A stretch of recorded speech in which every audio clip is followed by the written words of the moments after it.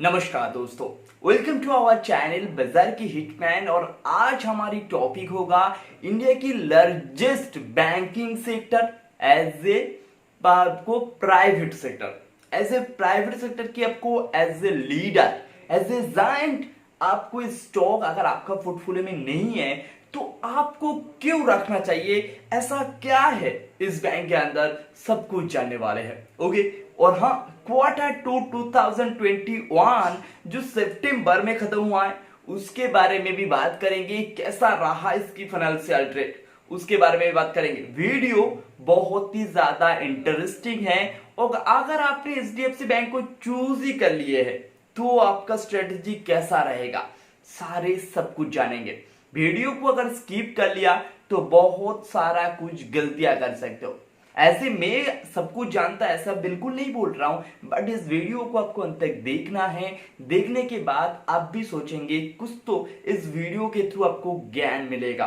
तो चलिए इस वीडियो को शुरू करते हैं। शुरू करने से पहले एक रिक्वेस्ट है, वीडियो को लाइक कर दीजिएगा, क्योंकि आप लाइक अगर करते हैं तो और भी बहुत सारे लोगों के पास इस वीडियो पहुंचेगा और हमारी जो व्यूज है वो इंक्रीज होते हुए नजर आएगा। आपका हेल्प मैं कर रहा हूं, आप मेरे हेल्प कर देंगे तो बराबर का है ना, बराबर का है। तो चलिए let's start.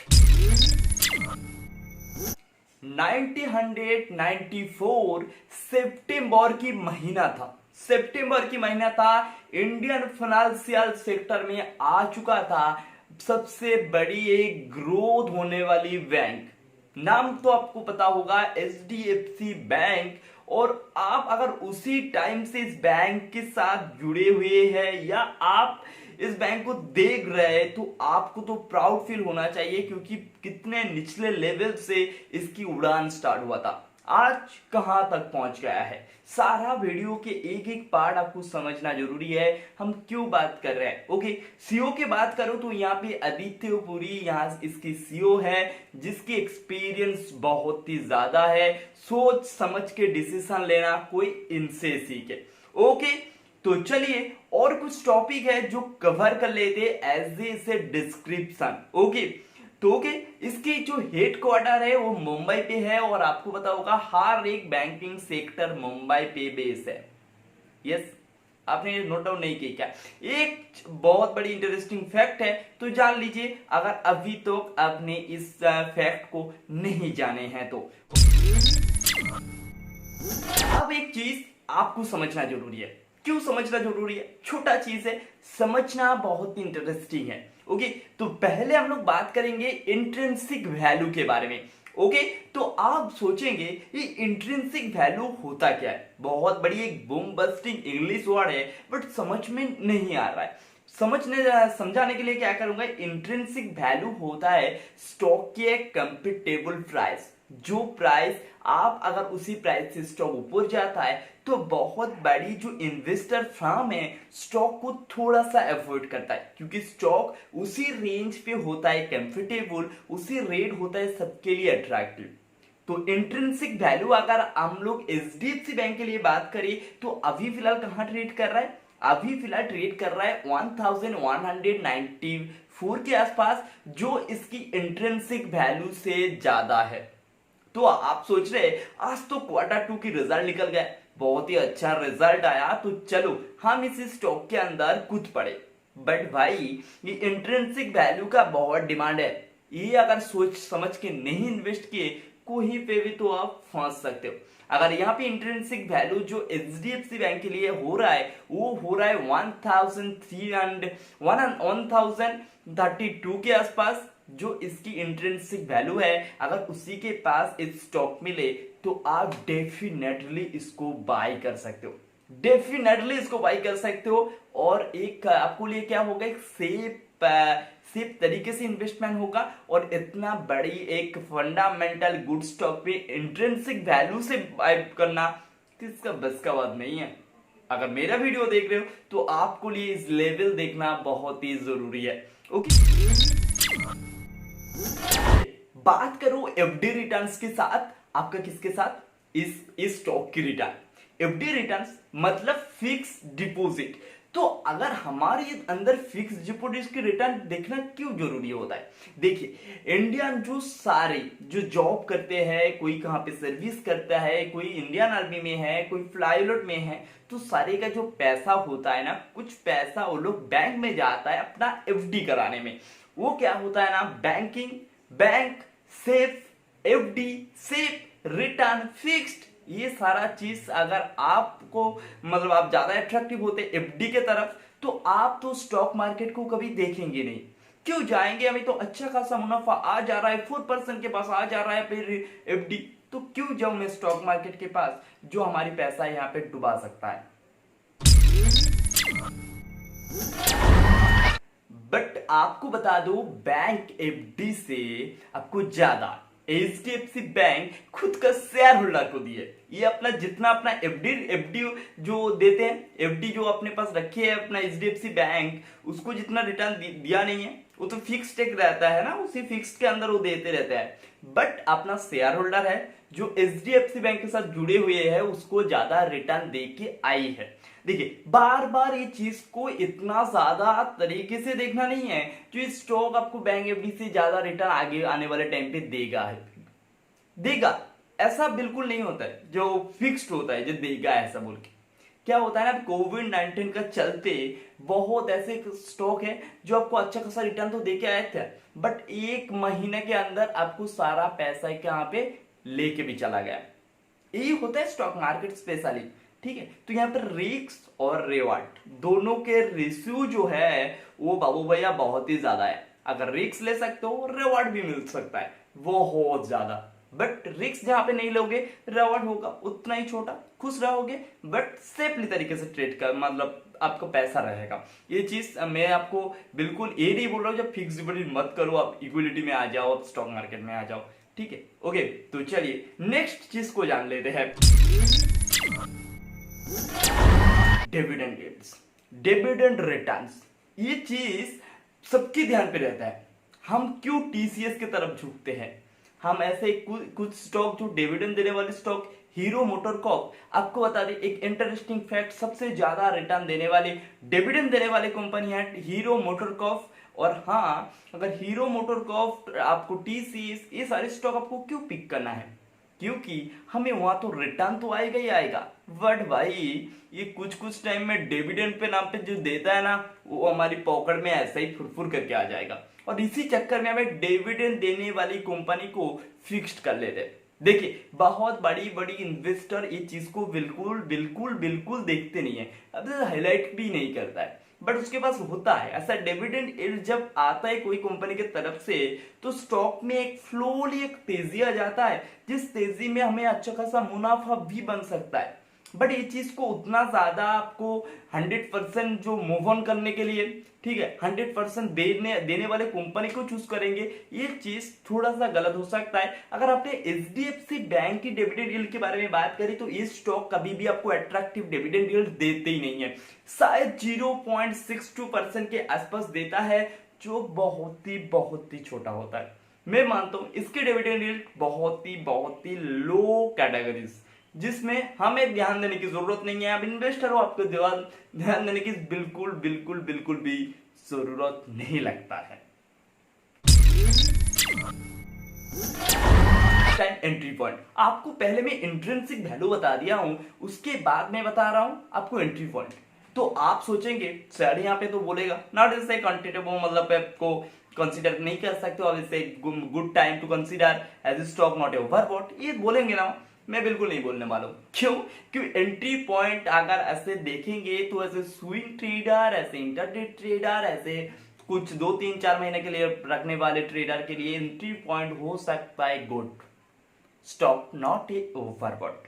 Long term investor हो तो आपके लिए यहाँ पे मौका नहीं बनेगा। आप तेजी देख के जाएंगे, फंस जाएंगे। तो इसी बहाने आपको एक चीज बता रहा हूं, यहाँ पे इंतजार करिए। आप लॉन्ग टर्म इन्वेस्टर के लिए सबसे जरूरी चीज होता है आपके लिए इंतजार। राइट प्राइस और राइट टाइम आपके लिए हो सकता है बहुत बड़ी अपॉर्चुनिटी। आपके लिए दिमाग नहीं, टाइम इन्वेस्ट करना जरूरी है। इस चीज को फोकस रखिएगा। एचडीएफसी बैंक में अभी भाग के जाके इन्वेस्ट करना मुझे तो नहीं लगता है बिल्कुल सही होगा। देखिए जीडीपी की जैसा हालत है और हमारी इंडियन इकोनॉमी की हालत जैसा हो रहा है और कोरोना वायरस के चलते बहुत बड़ी एक चैलेंजिंग मोमेंटम आते हुए नजर आएगा ग्लोबल मार्केट में, और इसी चक्कर में आपको 12,000 से भी यहाँ पे गिर सकते हैं, जिसके लिए हमारे पास पैसा रहना जरूरी है, क्योंकि अच्छे स्टॉक कम सस्ते में लूटना है भाई, लूटना है। अभी उतना ज्यादा स्ट्रॉन्ग इन्वेस्टमेंट की कोई भी सलाह नहीं है। ओके, प्रोमोटर इसका कैसा है, मैनेजमेंट कैसा है एचडीएफसी बैंक का? मैनेजमेंट बहुत बड़ी मैनेजमेंट है और एक गुड मैनेजमेंट आपको यहाँ पे प्रोवाइड हो रहा है एचडीएफसी बैंक में। और ये चीज तो बात है मतलब हमारे जो सेंसिटिव चीज है, जो हमारी फीलिंग्स है, उसके साथ खिलवाड़ करता है।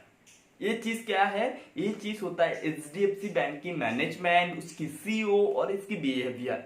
वो चीज को थोड़ा सा साइड में रख दीजिए, बात कर लेते इसकी कुछ मतलब रेट अलर्ट कुछ है तो नहीं है।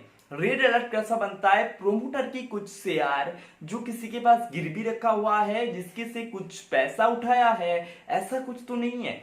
अगर देखा जाए एचडीएफसी बैंक के ऐसा बिल्कुल कोई नहीं है। आपको जो प्रोमोटर के पास जितना स्टेक है वो खुद का है और खुद के पास ही है। ओके, तो प्रोमोटर के पास यहाँ पे 26 पॉइंट कुछ समथिंग वगैरह की है स्टेक। जो स्टेक ऑलरेडी प्रोमोटर के पास है वो किसी के पास गिरवी नहीं रखा हुआ है। ये एक एचडीएफसी बैंक शेयर होल्डर के लिए खुशखबरी नहीं है, ये एक गुड फंडामेंटल क्रिएट करते हुए भी आपको नजर आता है।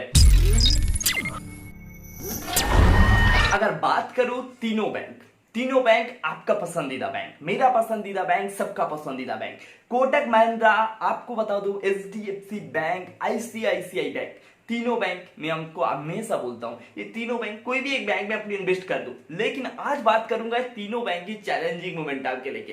क्या होगा इसके अंदर अगर भिड़ा दिया जाए फाइट में कौन जीतेगा? फाइट में जीतेगा एचडीएफसी बैंक, क्योंकि आपको देखिए बहुत उछले लेवल से गिरे भी हैं और उसके बाद अपना पोजीशन फिर खड़ा हो गए। But ICICI and Kotak Mahindra थोड़ा सा यहाँ पे स्ट्रगल करते हुए नजर आ रहा है, otherwise HDFC no struggle by boom. Okay, आपके स्क्रीन की तरफ से एक आपको चीज दिखाई दे रहा है। ओके, आज की क्वार्टर 2 की रिजल्ट। ओके, तो आज हम लोग जहां पे देख रहे हैं टोटल इनकम यहाँ पे आपको पहला जो दिखाई दे रहा है 3, आपको इसी महीना के सितंबर की क्वार्टर 2 की रिजल्ट, उसके पास आपको दिखाई दे रहा है तो आपको इसी क्वार्टर 1 की रिजल्ट 2020 की, और आपको अगले साल ईयर ऑन ईयर बेसिस की क्वार्टर 2 की रिजल्ट आपको दिखाई दे रहा है। तीनों लाइन दिखाई दे रहे हैं, जिसके अंदर आपको यहाँ पे टोटल इनकम अगर देखेंगे तो टोटल इनकम में आपको quarter on quarter and year on year basis में भी यहाँ पे प्रॉफिट होते हुए नजर आया। बहुत बड़ी चीज है, इनकम इंक्रीज है। अब कैसे डिसीजन करिए आप सोचिए, कोविड-19 का इंक्लूड इशू इंक्लूड है, उसके बाद भी ऐसा इनकम जनरेट करना बहुत ही टफ होता है, और एचडीएफसी बैंक करके दिखाए। Keep it up HDFC. अगर नेट प्रॉफिट के बारे में बात करूं तो नेट प्रॉफिट में भी यहाँ पे ईयर ऑन ईयर एंड आपको क्वार्टर ऑन क्वार्टर बेसिक में भी यहाँ पे प्रॉफिट होते हुए नजर आ रहा है, और ये चीज एक अच्छा खासा मोमेंटम हो सकता है एचडीएफसी बैंक के लिए। लेते एचडीएफसी बैंक को अगर चूज करना ही है तो करेंगे कैसा? ओके, तो लेट्स स्टार्ट। ओके, आपके सामने चार्ट आ गया, चार्ट में ध्यान देने की जरूरत नहीं है, मैं बात बोल रहा हूं थोड़ा सुनिएगा। ओके, तो अभी क्या होगा, अभी एक बुलिश मोमेंटम ऑलरेडी इसके अंदर चलेगा, क्रिएट होगा। हम अगर बुलिश मोमेंटम के अंदर घुसेंगे तो क्या दिक्कत होता है ना, कभी कभी मार्केट अगर क्रश हो जाता है तो उसमें बहुत ही ज्यादा प्रॉफिट बुकिंग होता है। हम लोग देखे हैं, अब भी देखे हैं, बहुत सारे ऐसे स्टॉक है जिसके अंदर आपको बहुत धांसू प्रॉफिट बुकिंग होते हुए नजर आया, क्योंकि स्टॉक ऑलरेडी ऊपर पे चला गया था। तो वहां पे ऑलरेडी सबका प्रॉफिट बुक हुआ, सबका प्रॉफिट में है, क्यों लोग होल्डिंग रखेगा, बेच के तो निकल जाएगा ना। मार्केट की ऐसे हालत है, क्या होगा। आप सेंटीमेंट को सोचिएगा, सेंटीमेंट मार्केट में बहुत ही ज्यादा इंपैक्ट करता है, इसी वजह से सेंटीमेंट को देखिएगा, क्योंकि स्टॉक अगर निचले लेवल से ऊपर जाएगा तो वहां पे प्रॉफिट बुकिंग बनेगा और उसी प्रॉफिट बुकिंग के चलते सारी स्टॉक में आपको गिरावट आता है। अगर हमें उसी टाइम पे पिक कर ले कोई स्टॉक को तो हमें लॉस होने की चांसेस क्या होता है, ज्यादा हो जाता है, प्रॉफिट की चांसेस 50-50 हो जाता है, बन जाता है 50-50। तो इसी चक्कर में मैं आपको सलाह क्या दे रहा हूं, एचडीएफसी बैंक को आपको अभी पिक करने की कोई जरूरत नहीं है, आपके पास है तो होल्डिंग ही रहेगा और कुछ चीज यहाँ पे मत करिएगा, होल्डिंग रखिएगा, बेचेगा मतलब बेच देने की कोई भी आपका मतलब सोचिएगा मत, ओके, सोचिएगा मत। आप यहाँ पे होल्डिंग कर सकते हो एंड आपके लिए जो बाइंग करना चाहते हो तो निचले लेवल से करने का सोचिएगा। आपके लिए बनेगा 1100 की लेवल, 1100 की लेवल ऐसे हो सकता है आपको दिनों में आ जाते हुए नजर आ सकता है, बस उसी लेवल से भी आप कर सकते हो बाइंग। आपके लिए इंट्रिंसिक वैल्यू आपको 1032 मतलब 50 के आसपास इस स्टॉक को अगर आप उठा सकते हो, बहुत बढ़िया चीज होगा, बहुत बढ़िया चीज होगा आपके लिए। कीप इट अप और नजर रखिएगा हमारे चैनल के ऊपर, क्योंकि आपको हमेशा अपडेट करते रहेंगे और हर चीज के आपको अंदर फोकस कराएंगे, हर चीज आपको समझाएंगे, बहुत ही अच्छे तरीके से समझाएंगे। अगर कुछ गलतियां रह गया तो माफ करना, अदरवाइज चैनल को सब्सक्राइब करना ना भूलिएगा। वीडियो अगर पसंद आए तो लाइक करिएगा, दोस्त के साथ शेयर करना ना भूलिएगा। मिलता हूं अगले वीडियो में, तब तक के लिए टाटा।